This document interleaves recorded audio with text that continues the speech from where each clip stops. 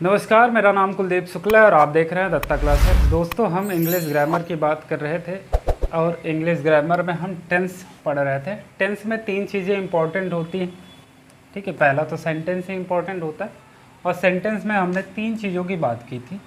पहला हमने सब्जेक्ट की बात की थी, सब्जेक्ट की बात है। दूसरा हमने वर्ब की बात की थी और तीसरा हमने ऑब्जेक्ट की बात की थी। तो दोस्तों, मैंने आपको सब्जेक्ट के बारे में बताया था कि क्या क्या चीज़ें हमारी सब्जेक्ट बन सकती। दूसरा मैंने बता दिया था कि क्या क्या चीज़ें ऑब्जेक्ट बन सकती है, लेकिन तीसरा हमने आपको शायद नहीं बताया था। तो अभी आज हम बात करेंगे वर्ब की। वर्ब क्या होती हैं, कैसे कैसे बनती हैं, क्या क्या फॉर्मेशन है, वो चीज़ें आज डिस्कस करने वाले हैं। तो वर्ब की अगर हम बात करें तो वर्ब हमारे पास 2 तरह की आती। एक होती है हमारे पास हेल्पिंग वर्ब, हेल्पिंग, यहाँ पे लिखते हैं ऐसे ऐसे ऐसे ऐसे ऐसे कैसे कैसे ऐसे ऐसे कैसे। वर्ब की बात करें तो मेनली हमारे पास 2 ही वर्ब होती। एक हमारे पास आती है हेल्पिंग वर्ब, ठीक है। दूसरा हमारे पास आती है मेन वर्ब, मेन वर्ब, ठीक है। हम इस हेल्पिंग वर्ब की भी बात करेंगे, इस मेन वर्ब की भी बात करेंगे, उसके बाद फिर हम सीधा अपने टेंस में चले जाएंगे। दोस्तों, हेल्पिंग वर्ब की अगर हम बात करें तो इस हेल्पिंग वर्ब के पास भी 3 तरह की हेल्पिंग वर्ब होती हैं। पहला जो होता है वो इसके पास होती है डू वर्ब, ठीक है। डू में भी 3 टाइप की वर्ब आती हैं। कौन सा? डू, डस और डिड। इसमें भी 3 तरह की वर्ब आती हैं डू, ठीक है। डू वर्ब की अगर हम बात करें तो उसमें 3 तरह की वर्ब हैं, डू, डस और डिड। उसके बाद आती है बी वर्ब।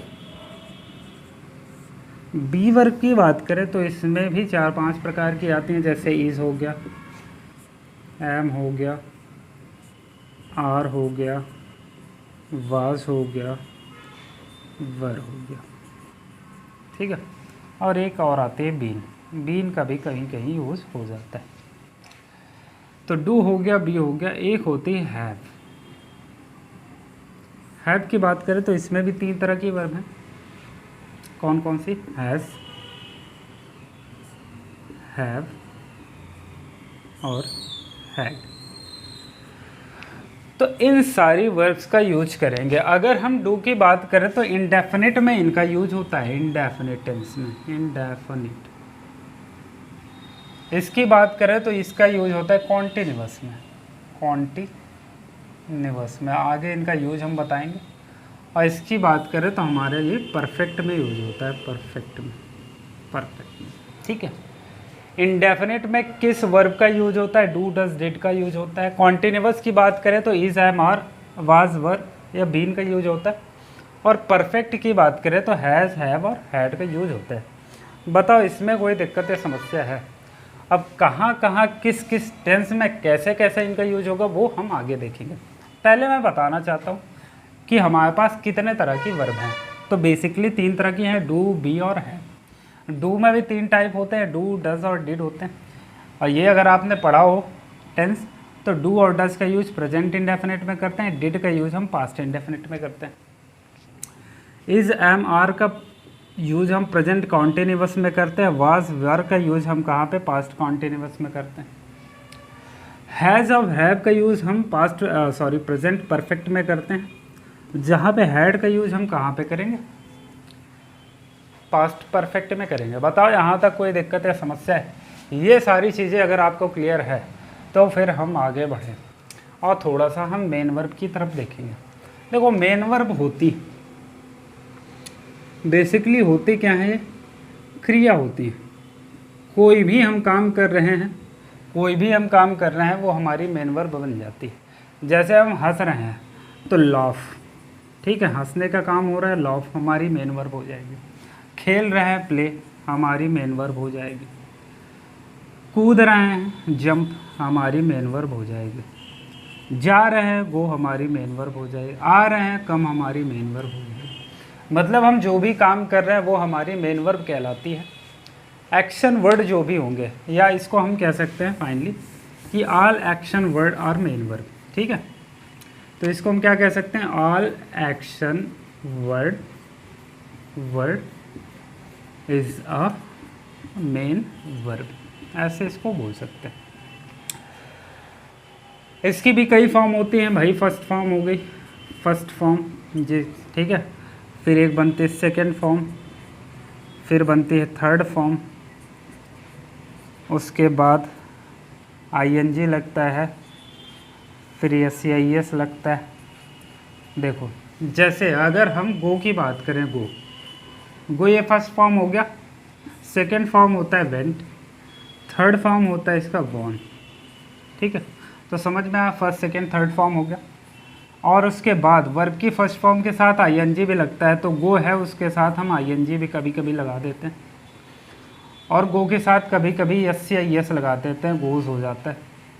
ठीक है, तो समझ आई कि फर्स्ट फॉर्म क्या होती है, सेकेंड फॉर्म क्या होती है, थर्ड फॉर्म क्या होती है। वर्ब की फर्स्ट फॉर्म के साथ आईएनजी भी कभी कभी आएगा, और वर्ब की फर्स्ट फॉर्म के साथ एस या एस कभी कभी हम लगा के इसको रिप्रेजेंट करते हैं।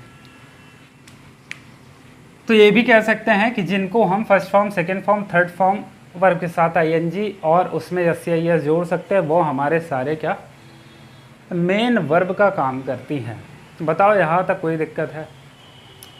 यहाँ तक अगर किसी को किसी प्रकार की समस्या है तो बताएं। अब थोड़ा सा आगे बढ़ेंगे। तो दोस्तों इतना हमने बात की, हमने किसकी बात की कि किसी सेंटेंस में सब्जेक्ट क्या हो सकता है, किसी भी सेंटेंस में सब्जेक्ट क्या हो सकता है, ऑब्जेक्ट क्या हो सकता है, वर्ब क्या होती है, मेन वर्ब क्या होती हैं, और आपकी हेल्पिंग वर्ब क्या होती हैं। ये सारी चीज़ों के बारे में हमने पूरी तरह से और डिटेल में पढ़ लिया। तो अभी हम स्टार्ट करते हैं हमारा टेंस। ठीक है, जैसा कि ऊपर लिखा हुआ टेंस, तो इसको बेसिकली टेंस ही नहीं बोला जाता, इसको हम टाइम एंड टेंस बोलते हैं। ठीक है, टाइम एंड टेंस बोलते हैं। सबसे पहली बात आती है टाइम। टाइम एक्चुअल में होता क्या है भाई? तो टाइम हमारे पास तीन तरह के होते हैं। एक तो ये जब मैं आपसे बात कर रहा हूँ, ठीक है, एक ये टाइम हो गया।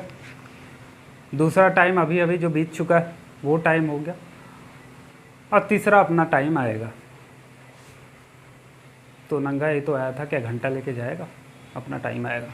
ठीक है, तो तीन तरह के हमारे पास टाइम हो गया। पहला टाइम क्या हुआ,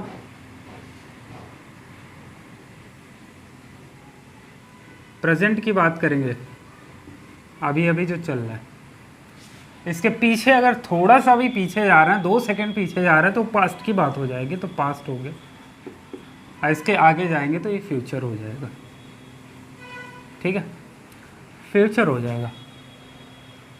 तो हमने क्या बात की भाई, प्रेजेंट, पास्ट और फ्यूचर, तीन तरह के टाइम हमारे पास आ गए।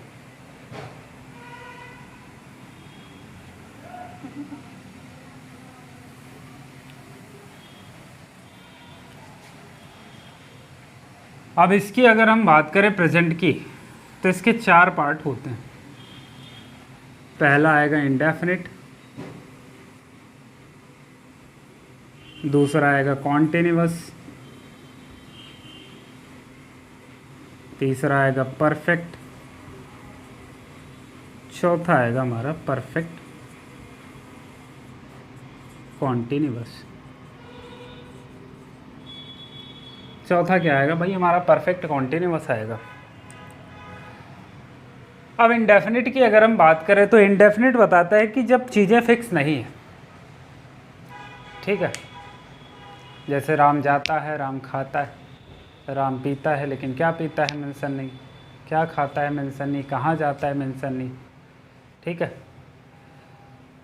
तो जो चीज़ें फिक्स नहीं हैं, इंडेफिनिट हैं, जो फिक्स नहीं है, उनको हमने प्रेजेंट इंडेफिनिट बोल दिया। कॉन्टिन्यूअस की बात आती है, जो चीज़ें कॉन्टिन्यूअस, जैसे मैं जा रहा हूँ तो जा ही रहा हूँ, अभी मैं खा रहा हूँ तो खा ही रहा हूँ, मैं पी रहा हूँ तो पीते चला जा रहा हूँ, ठीक है। जो कॉन्टिन्यूअस है, लगातार चल रही है, वो प्रेजेंट कॉन्टिन्यूअस हो गया। परफेक्ट का मतलब क्या होता है? परफेक्ट का मतलब होता है चीज़ें पूरी हो चुकी। जैसे मैं खाना खा चुका हूँ, मैं खाना खा चुका हूँ, अभी मैं खाना खा चुका हूँ तो अब नहीं खाऊंगा, मतलब मैं परफेक्ट हो चुका हूँ, ठीक है। मैं गाना गा चुका हूँ, इसका मतलब क्या हुआ कि मैंने गाना गा लिया, अब मुझे गाना गाने की कोई ज़रूरत नहीं है, तो चीज़ें यहाँ पे परफेक्ट हो गई। तीसरा आता है परफेक्ट कॉन्टिन्यूअस। परफेक्ट कॉन्टिन्यूअस का मतलब होता है चीज़ें पहले परफेक्ट हुई हैं, उसके बाद फिर से आगे चालू होगी। जैसे मैं 2 घंटे से तुम्हें पढ़ा रहा हूँ, तो भाई 2 घंटे से अगर मैं पढ़ा रहा हूँ तो 2 घंटे अगर पढ़ा रहा हूँ 2 घंटे से, तो कहीं ना कहीं चीज़ें कुछ ना कुछ तो कंप्लीट हुई, कुछ ना कुछ तो पूरी हुई। लेकिन उसके बाद भी मैं लगातार कंटिन्यू हूँ, लगातार पढ़ा रहा हूँ, तो वहाँ पे हो जाएगा परफेक्ट कॉन्टिन्यूअस। अगर इसके एक एक एग्जाम्पल लिखना चाहें तो आप लिख सकते हैं। हिंदी में बता रहा हूँ मैं अभी, ठीक है। बाकी हमारा टोटल जो स्टडी होगा वो इंग्लिश में होगा। जैसे राम घर जाता है, घर जाता है, ठीक है। ये सीता गाना गा रही है, सीता गाना गा रही है, मतलब कंटिन्यू है। परफेक्ट का मतलब क्या हो गया? परफेक्ट का मतलब होता है चीज़ें पूरी हो गई। जैसे मैं खाना खा चुका हूँ, मैं खाना खा चुका हूँ, ठीक है। अब परफेक्ट कंटिन्यूअस का मतलब है कि परफेक्ट कॉन्टिन्यूअस का मतलब हो गया कि चीज़ें पहले परफेक्ट हुई, कुछ ना कुछ पूरी हुई, उसके बाद कॉन्टिन्यूअस। तो इसका एग्जांपल अगर हम देखें तो मैं 2 घंटे से बर्तन धुल रहा हूँ,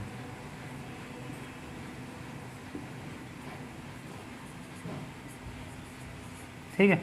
तो 2 घंटे से अगर बर्तन धुल रहा हूँ तो भाई कुकर, कढ़ाई और कलछी कुछ ना कुछ तो कंप्लीट हो गए होंगे, ये बस उसे घिसे जा रहे हैं, ठीक है। तो कुछ ना कुछ कंप्लीट होगा, उसके बाद भी कॉन्टिन्यू है, तो उसको हम बोलते हैं कि परफेक्ट कॉन्टिन्यूअस टेंस हो गया। बताओ यहाँ तक चीज़ें क्लियर है तुम्हें? तो बहुत छोटे छोटे वीडियो होते हैं, तो आज के लिए इतना ही रखते हैं। कल से शुरू करेंगे हमारा पहला जो होगा प्रेजेंट इंडेफिनिट की बात हो रही है, इसको बहुत डिटेल में हम पढ़ने वाले हैं। तो चलिए आज के लिए इतना ही रखते हैं, बाकी मिलते हैं नेक्स्ट वीडियो में। Thank you so much. जय हिंद, जय भारत।